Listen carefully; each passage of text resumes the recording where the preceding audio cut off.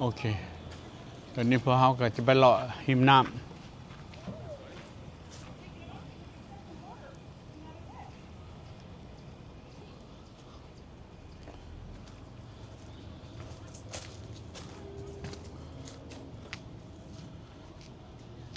ต้นมะแอปเปิลน้อยท่านผู้ชม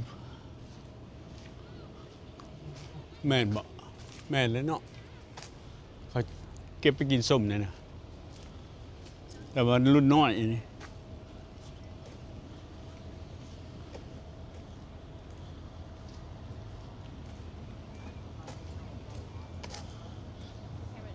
มันเหือได้มวยรถไฟได้ คืออันนี้ต่างหากรถไฟต่างหากปุ๊บรถไฟอยู่แถวนั้น อ๋อ คืออันนี้มันมาจากไอร์แลนด์พุ่นนะเกาะพุ่นนะ อ่า เดี๋ยวมันมาส่งรถอันนี้ โอ้เอาส่งรถข้ามฟาก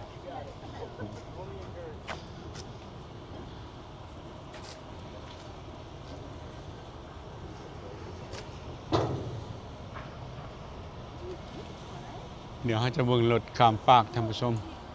อันนี้เรือบักบ้านเฮาห้อง เรือบักเอารถข้ามฟากสิเขามาแต่ฟากได้บ่ท่านผู้ชมเพื่อจะเอารถข้ามมาเมืองทางนี้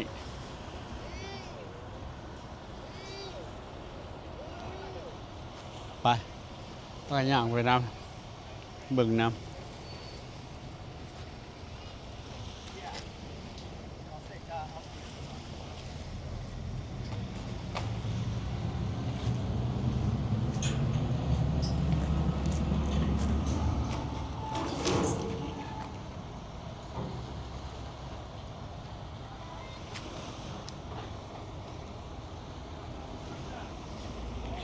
ถอยถอยถอย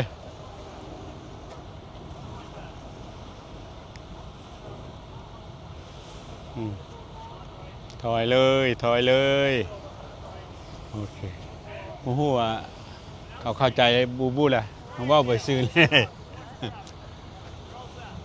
อ่าไปซื้อแล้วก็เร่งขึ้นมาเลยครับ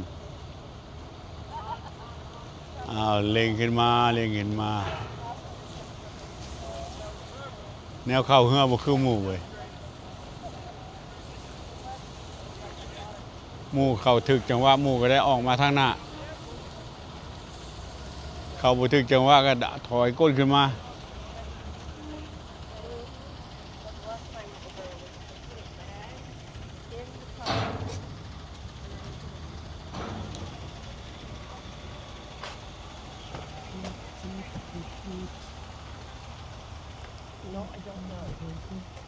เขาขายตึกเบ็ดอยู่บ่นี่ ซึกได้นี่พวกงอยนะผม ออกอันนั้นไปพุ่นเนาะแต่ง่วนหินนี่เขาคือจะบ่ให้งอยออกไป ก็ได้ปลาใหญ่อยู่บ่ บ่ค่อยมีดอกแถวนี้ มันเหือหลายเนาะ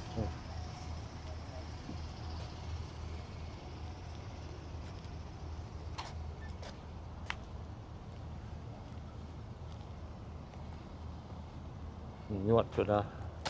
ทางครัวจนนะคอยกันแล่นข้ามพัวนั่นแหละอ้อมอ่าวทุกคนนะ อืม มันเป็นอ่าวเด้เข้าไปหั่น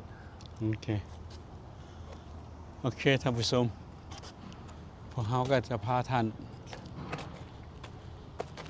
กลับท่านผู้ชมอาจจะได้พอสมมุตินาทีแล้วแหละเขาก็จะกลับพอกันใหม่ในช่วงต่อไปสำหรับช่วงนี้ก็จบลงเพียงแค่นี้ท่านผู้ชมสบายดี เด้อ อันนี้มันสร้างใหม่ๆนี่ เฮากับ ปี2000 เขาสร้างขึ้นมาไว้ เป็นเมมโมรีอันหนึ่ง 3,000 men and women who give their life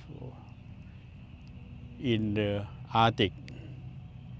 campaign 1941-1945 on convoy to and from Russia. Wow.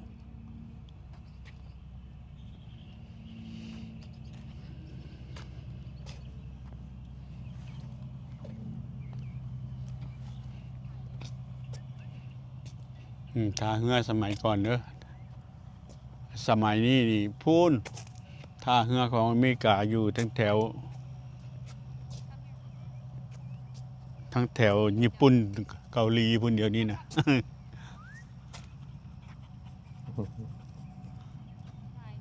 Hello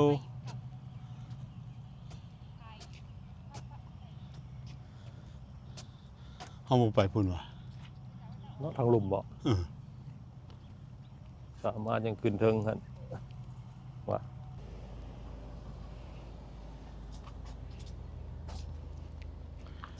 ใบไม้ก่อหญ้าก็เปลี่ยนสีบ่แม่น flower เด้อท่านผู้ชมเห็นใบไม้เริ่มเปลี่ยนสีอยู่แคมป์ฟังท่าเรือนี่ป้อมปราการท่านผู้ชมป้อมปราการที่เว้าถึงในก่อนนะคลิปนี้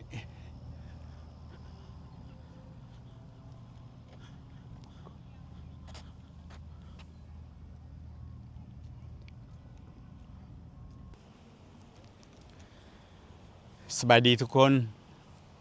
วันนี้ก็เป็นวันศุกร์แม่นบ่ วันศุกร์วันที่26บ่ 26เนาะที่26ของเดือน9ท่านผู้ชมตอนนี้อยู่พอร์ตแลนด์เมนเฮาอยู่เทิงภูนี่เทิงค่อยนี่เขาก็จะมาถ่ายวิวของพอร์ตแลนด์ให้เบิ่งเมนให้เบิ่งจักอันใดพอร์ตแลนด์ให้เมนบ่ดี อันนี้ รัฐเมนแต่ว่าเมืองพอร์ตแลนด์ท่านพี่น้อง เมืองพอร์ตแลนด์แหละอันนี้เขาเอิ้นมันจอยเหี่ยว มันจอยเฮีย โอเชียนพอยต์ เป็นศูนย์กลางเบิ่งแม่ท่านผู้ชมมีเรือมีหยังให้ขี่อยู่ทั้งหลุมพุ่นถ้าว่าเฮามีโอกาสได้ขี่ก็สิคักอยู่ท่านผู้ชมเฮาสิพากันไปเลาะเบิ่งกันมากับท่านแต้มอยู่จันทวงศ์มื้อนี้นี่จะให้เบิ่งหน่อยหนึงเพิ่นก็เป็น สบายดี เป็นกาย เป็นกายน้ำเที่ยว วันนี้จะได้รับความบรรยายจากเพื่อนนั่นแหละว่าอันนี้มันเป็นสถานที่แห่งใด เป็นอย่างคนจะมักนั้นเล่นมาเที่ยวแถวนี้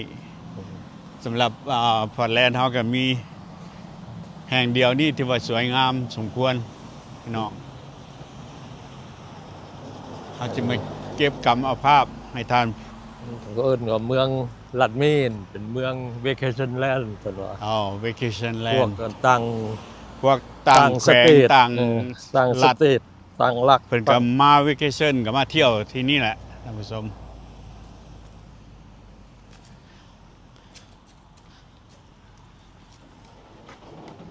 พูนเขาจะลงไป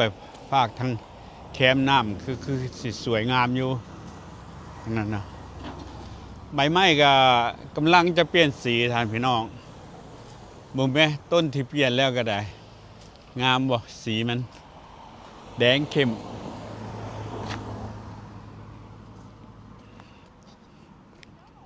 หมู่บ้านก็ค่อนข้างมีฐานะ มีตึกอาคารใหญ่สูง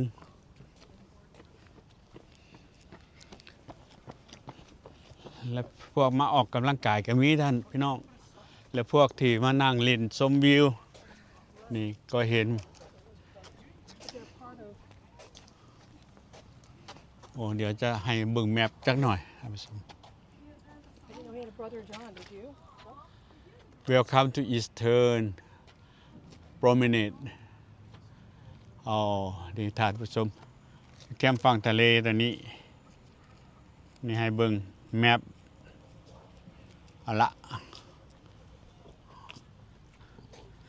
อันนี้ก็โง่นหินเงินดึกดำบรรพ์ได้พี่น้องโง่นหิน ดึกดำบรรพ์เขาก็เอามาโชว์ไว้อยู่ในสถานที่แห่งนี้ อันนี้เป็นเจคอบcousin left of the torch for US to carry นี่มันท่าเรือท่าทหารยาม Silver ตะฝั่ง Bell ท่านพี่น้องทหารยามฝั่งในสมัยนั้น ในสงครามโลกครั้งที่1นี่เราจะเห็นคนนั่นน่ะตายอยู่ฐานนี้บ่แม่นของข้อยท่านพี่น้อง เดมรกตยัง ตัวใด มรกตบนสมัยสงคราม มรกตหมายความว่า หมายความว่าบังเกอร์ บังเกอร์ บนพว บั ก งเกอร์บนพวก อยู่ ทหารยามกับยามฟัง ทหารอยู่ อ๋อก็บ่ได้ใหญ่ปานใดเนาะแต่สิได้ทหารเป็นร้อยพุ่นติ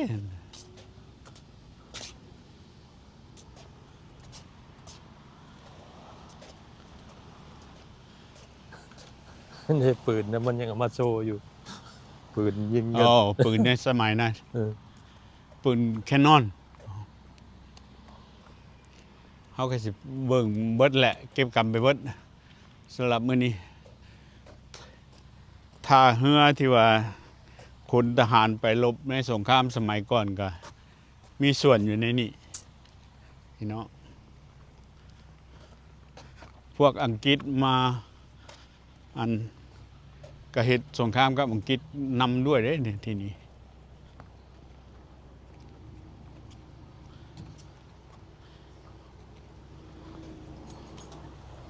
ครับว่า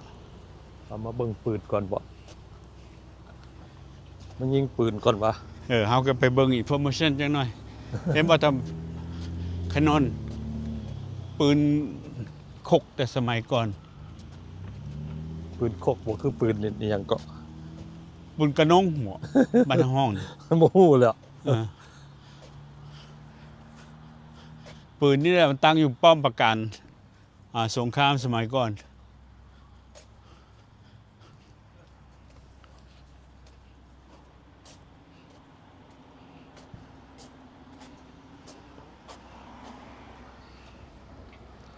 นี่แมปเก่าๆที่เพิ่นได้บันทึกความเป็นมาในสมัยก่อน เอาไว้อยู่ในฐานที่แห่งนี้ ตั้งแต่สมัยจอร์จวอชิงตัน first president โอ้ยสมัยจอร์จวอชิงตันพุ่นพี่น้องสงครามโลกครั้งที่1ก็มีอยู่ในที่นี้ คือกันก็ห้องว่าทาวพุ่นน่ะฟอร์มเอาท์อ่า the town farmers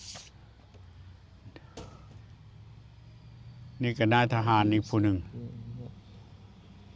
นี่เฮือสมัยก่อนท่านพี่น้องเป็นเฮือผ้าใบ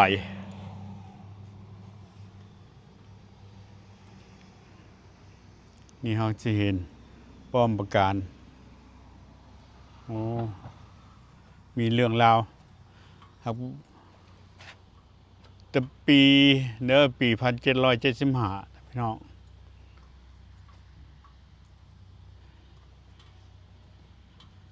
เดือน10วันที่18 British Royal ตั้งแต่สมัยทหารของอังกฤษทหารเนวีของอังกฤษแคปตินแฮร์รี่โมวัตBarmet and burn almost defends the last town for 9 hours ว้าวPerson Small Dean เอาละพี่น้องก็บ่ได้อ่านให้เบิดเด้อก็จะไปเบิ่งสิ่งอื่นๆประกอบส่วนนำ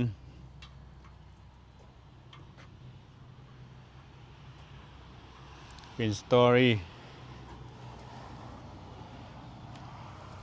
ต่อ นี่ มา สมัยก่อน ต่อมาปี Story of Fort Allen Park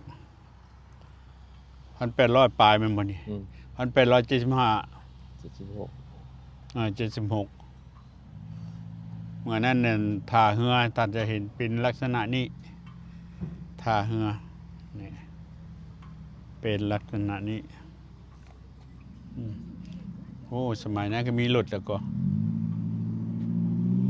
เขามีรถมีนั่นม้าแก่ที่บ่นี่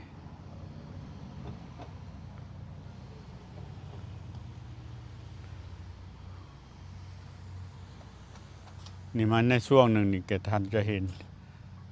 อ่าแมปท่าเรืออย่างนี้ นี่พี่น้องเสาอันนี้เนี่ยมีแต่สมัยก่อน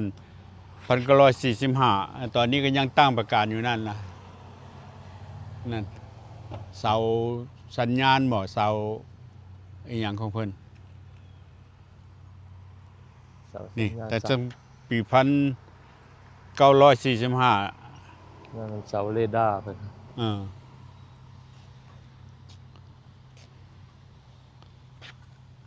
นี่เรือเขาสมัยนั่นก็เป็นตาย่านอยู่ในนั้นได้ท่านผู้ชมเป็นเล็กเป็นขางแล้วก็ เอาละปืนซองกระบอกนี่1814นี่ท่านผู้ชม แล้วก็มาเบิ่งตัวจริงไปนี่เนี่ย1814 โอ้สมัย Civil War กัน อ๋อ ตัวนี้ไม้หยกสมัย1866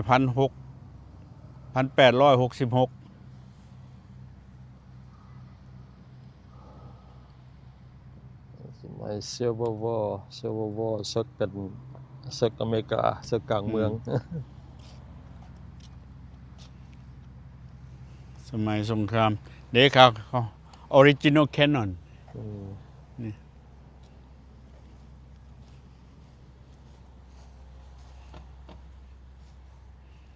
นี่พี่น้องปืนแคนนอน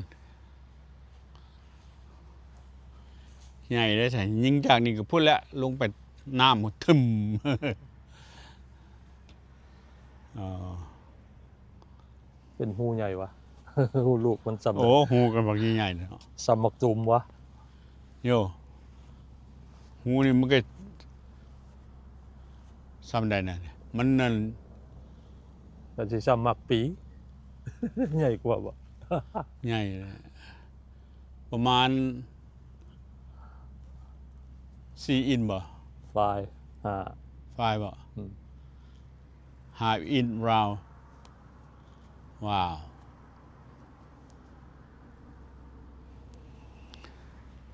ไปอยากเบิ่งอันหินก้อนนี้เพิ่นสลักหยังผู้ที่เคยมาพอร์ตแลนด์ก็อาจจะฮู้และท่านผู้ชม แต่เขาได้มาหลายเทื่ออยู่แต่ว่าบ่ได้มาตัวนี้มาไปอีกทางหนึง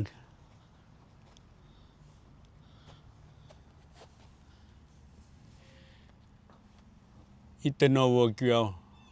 Virtual Land is the price of liberty, one country and one flag, in memory of the Grand Army of the Republic, dedicated September 9, 1929, by Daughters of Union Veterans of the Civil War 1861 to 1865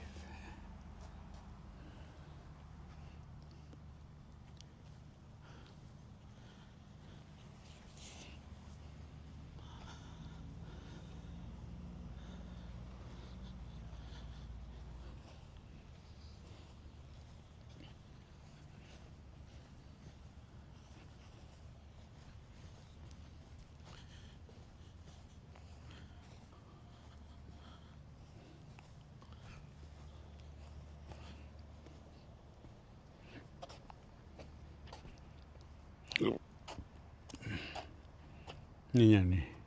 เป็น โอ้กระบองทานี่แหละ เป็นสตอรี่พวกทหารตายอยู่นี่ 20,000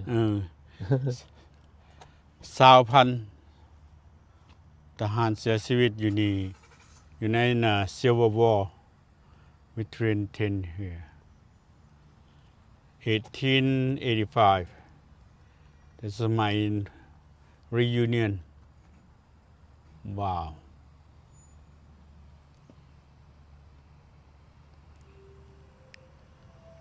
อันนี้เป็นประวัติมาอย่างดีท่านผู้ชม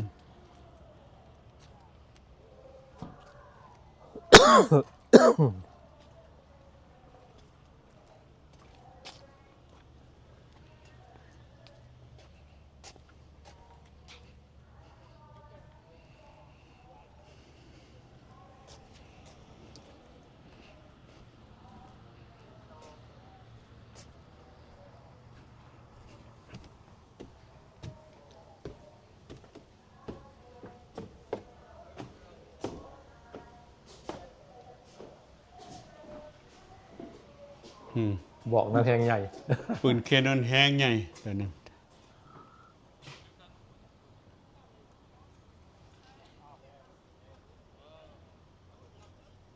อุ้ยฝั่งท่าคือ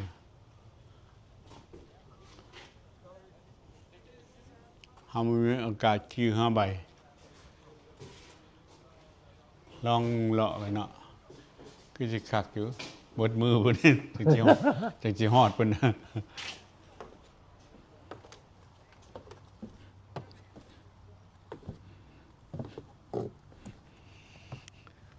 อยู่ที่นี่มีหลายประวัติท่านผู้ชมแต่สงครามโลก มาแต่สงคราม Civil War ของอเมริกา นี่ก็นำมาให้ท่านในเบิง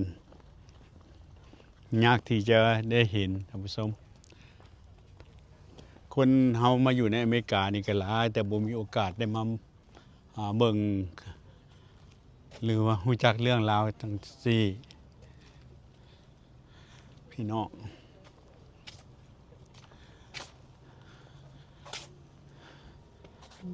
มาเห็นจังซี่เฮาก็ปลื้มอกปลื้มใจเฮาก็มีส่วนในมาสถานที่แห่งนี้เหมือนกันท่านผู้ชม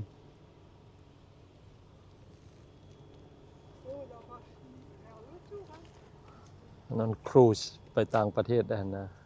คุยใหญ่หน่อย อ๋อ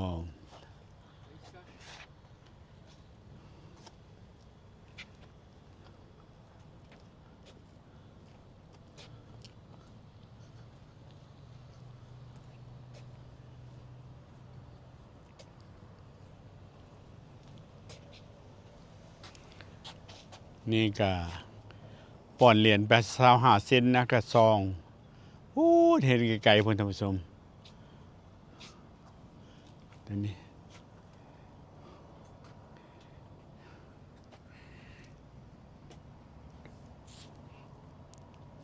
defending this virtual harbor แม่ท่านผู้ชมสมัยนั้นมาถึงสมัยนี้สถานที่แห่งนี้ก็มีความทรงจำไว้ให้ลูกหลานได้เบิ่งได้ฮู้ถึงชีวประวัติอันเก่าแก่ของอเมริกา แล้วเรามาเบิ่งหน่วยใหญ่ๆแคนนอนหน่วยนี้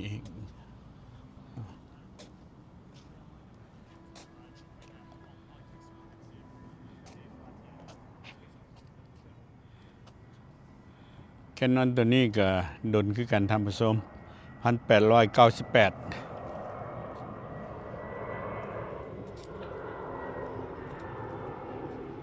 defending this ปากมัน6 inches ไหมทั้งใหญ่ทั้งยาว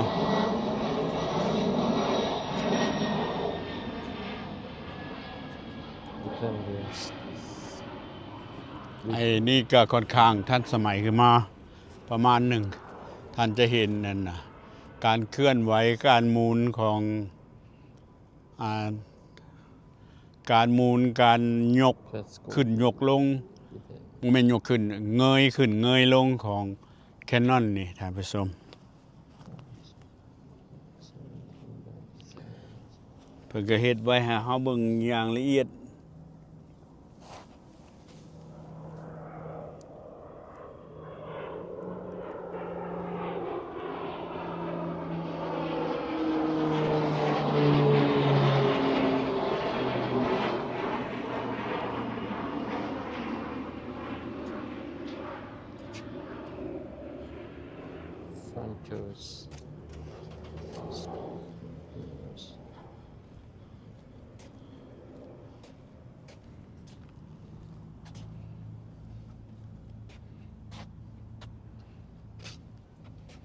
Good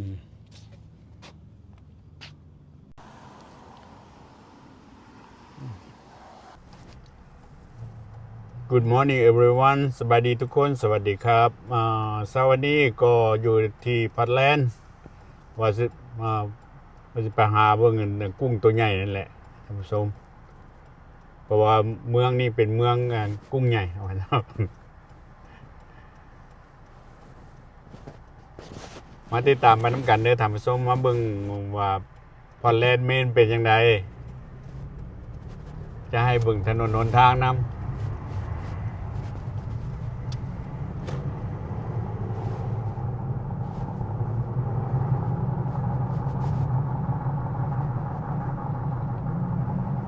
มากับท่านแต้มหนูจันทวงศ์มื้อนี้2เท่าเดินทาง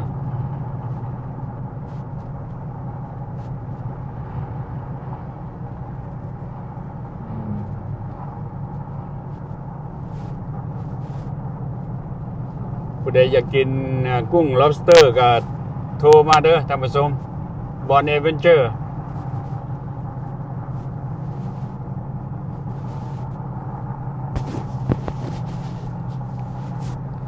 หรือว่าเข้าไปเบิ่งบอนเอเวนเจอร์อยู่ใน Facebook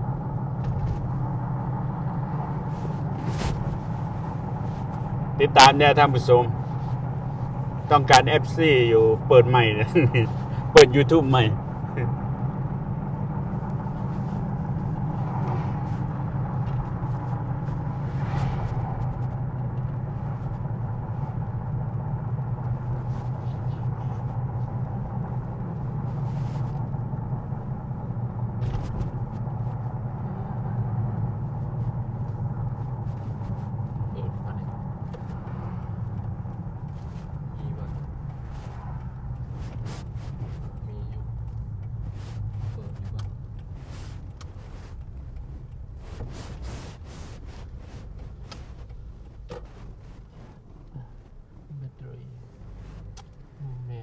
รู้แม่นที่ เบิดปิดแล้ว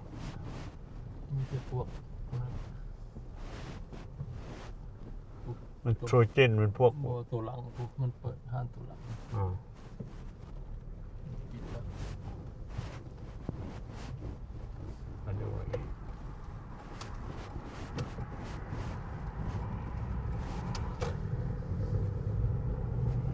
ไปเลยท่านผู้ชมเบิ่งไปน้ำกันเด้อ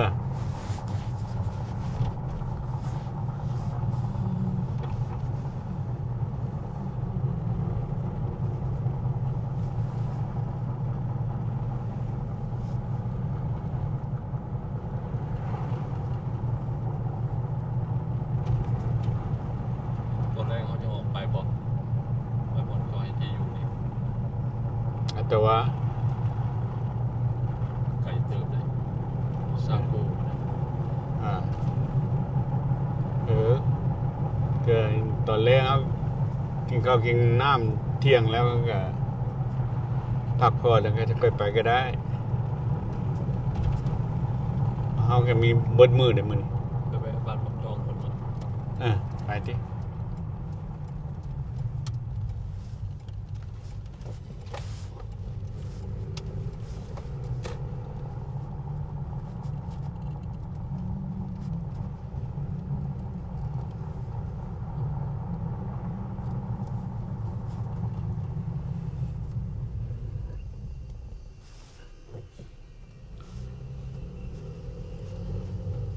ตอนนี้ขอโจ้ไว้ก่อนท่านผู้ชม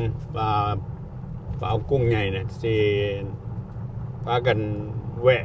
สักกันตอนบ่ายๆยังสิพากันไป ตอนนี้แวะเพื่อนแถวนี้ก่อนค่อยรอติดตามต่อไปในตอนบ่าย